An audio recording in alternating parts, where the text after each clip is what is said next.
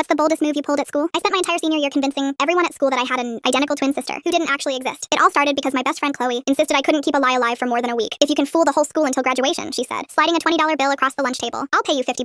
I laughed. Only 50? She shrugged. I know you'll fail. That was all the motivation I needed. The trick wasn't creating a fake sister. The trick was making people think they'd already seen her. I named her Emma. According to me, Emma went to a private academy across town because she hated public school. We supposedly looked identical except she wore glasses, parted her hair on the opposite side, and dressed a little more preppy. The first step was planting the idea. Whenever someone waved at me from across the hallway, I'd occasionally pretend not to notice. Later I'd say, oh, that was probably Emma. People mix us up all the time. Nobody questioned it. A week later, I changed my hairstyle and wore fake glasses while grabbing coffee before school started. A few students saw me from across the parking lot. By lunch, people were already asking, was that your sister this morning? I smiled. Yep, she dropped off my calculator. The rumor spread faster than I expected. Teachers started asking how my twin was doing. The receptionist once told me, your sister is just as polite as you. I'd never introduced anyone to Emma. People were filling in the blanks themselves. Whenever I wanted another Emma sighting, I'd disappear into a restroom, switch my hoodie, tie my hair differently, put on the glasses, and walk through another hallway with my head down. Nobody ever got close enough for a real conversation. They just caught quick glimpses. Those glimpses became memories. By winter break, students were arguing over which one of us they'd met. One girl swore Emma was funnier. Another insisted Emma was taller. Neither was true. The funniest part happened during parent-teacher conferences. My chemistry teacher told my mom, your daughters are both wonderful. Mom nearly corrected her before she looked at me. I gave her the tiniest shake of my head. She sighed. Thank you. Later, she laughed so hard in the car she had to pull over. You are absolutely ridiculous, she said. Even my little brother joined the act. Whenever my friends came over, he'd yell upstairs, Emma, dinner! Then wait 5 seconds before saying, guess she's studying. The legend kept growing. The yearbook committee even asked if Emma wanted to submit a baby photo for a siblings page. I politely explained she wasn't really into school activities. Close call. Then Chloe started trying to expose me. She'd randomly ask, where's Emma today? Or she'd invite me somewhere at the last minute, hoping I'd accidentally forget whether I was supposedly with my sister. I never slipped. I had an entire fake schedule memorized. Favorite movie. Dream college. Part-time job. Even a fake allergy to strawberries. By spring, I realized the lie had become way bigger than the bet. Freshmen would stop me in the hallway. Are you Lily or Emma? I'd answer differently depending on the glasses. Then came graduation week. The principal announced families could bring immediate relatives backstage after the ceremony. People started asking if Emma would finally be there. I smiled. Oh, you'll definitely know if she comes. After the ceremony, dozens of classmates kept looking around, waiting for my mysterious twin to appear. Instead, I climbed onto a chair holding Chloe's wrinkled $50 bill over my head. Everyone, there's something I should confess. The room went silent. I don't have a twin. Blank stares. I never had one. Someone laughed. Then another person whispered, wait, what? I pulled the fake glasses from my purse and held them up. Congratulations. Emma officially graduates today, despite never existing. For about 3 seconds, nobody reacted. Then the entire backstage area exploded. Half the class was crying with laughter. The other half looked personally betrayed. One teacher covered her face and muttered, I recommended that imaginary girl for a scholarship newsletter. Chloe walked over, handed me the $50, and just shook her head. I honestly forgot this started as a bet. My principal wasn't nearly as amused. She told me I'd created the most unnecessary confusion in school history. My mom still introduces me at family parties by saying, this is Lily. And no, she does not have a twin. To this day, whenever I run into old classmates, at least one of them asks the same question. So, Emma still doing okay?